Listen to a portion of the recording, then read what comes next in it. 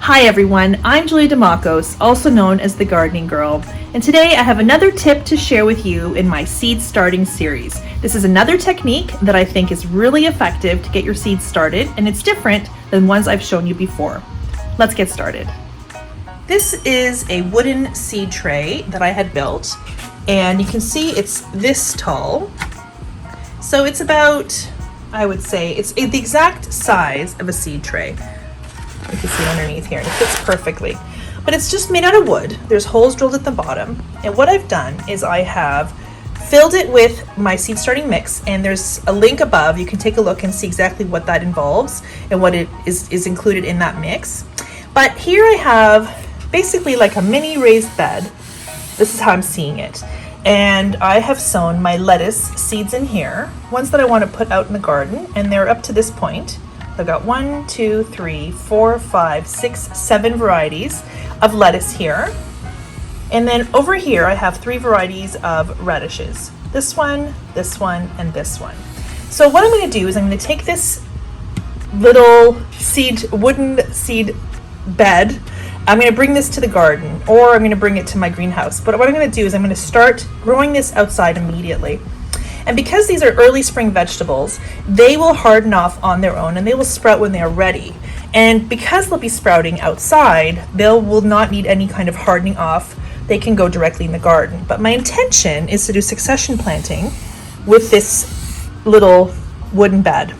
So what I'll do is, as the seedlings start coming up, I will prick out the biggest ones, and I will leave the rest to grow. Same thing here with the radishes. Because I start my radishes indoors, I prefer to get them going before I put them in the garden, and I find the birds like to pick at the little seedlings as they come up.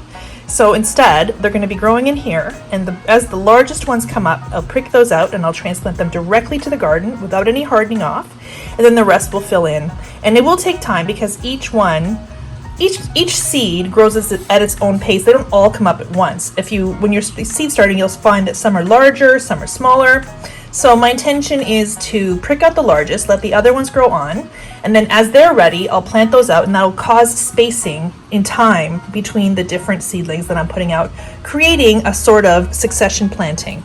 Now, when you're planting this, what I do is I fill it with soil. So it's this tall here, which is probably about 4 inches of soil, about 4 inches of soil depth. So there's lots of space for their roots. So I'm not worried about any kind of crowding in here, even though I have multisown my seedlings in here, my seeds. They're all multisown. And rather than closing the rows, I've covered them with vermiculite. The vermiculite will be that natural covering for them. They're not going to rot because it's vermiculite, so it's nice and dry. But also because lettuce seeds like to have some light, they germinate well in light. The vermiculite allows the light to pass through, and they will get that light, yet they have the protection of a layer of vermiculite over top. So basically what I did was I made these little trenches. I sprinkled my seeds into each trench, and then I covered it with vermiculite, each trench individually. And that's why you see it in rows. So I'm gonna go right now and I'm gonna put outside. I'll probably start off in the greenhouse or just outside the greenhouse door and start letting them grow outside without any kind of plastic dome covering. They'll be fine, as though they were growing in the ground. And then as they come up, I'll prick them out and I'll put them directly in the garden, and then they'll just continue to grow in here. And then once a row is emptied, I can continue to use the same soil, plant something else that I want to grow, whatever it is. Any kind of beets would go well in here, Swiss chard, more lettuces, Asian greens if I wanted, peas would go well in here. Anything really that you'd like to plant. Kale could go in here. You could even put sunflowers in here and prick them out when they are, just the right size that you feel, and put them in the garden. But by growing them in here and setting them out in the cold, or where it gets cool at night, they will adjust on their own and not need any kind of hardening off. So I hope that this technique is helpful, and I hope you give it a try.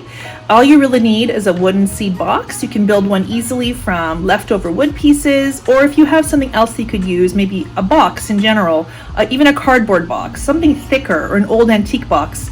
I haven't lined mine with plastic because the wood isn't expensive, so I'm not really worried about it wearing out. Now, had this been like an antique box, and those are sold at antique shops and they're really kind of cute, I'd probably want to line the wood with plastic on the inside so that it would prevent it from rotting. So you just you'd like line the inside of the box with the plastic, poke the holes so they have the drainage, and then that would help the box from being rotten and rotting with time. But in the case of this box, I mean, this is just not expensive material, just hammered together with whatever scrap wood we had, and you know, I'm not concerned about it rotting. I think it should last me long enough and grow well in here.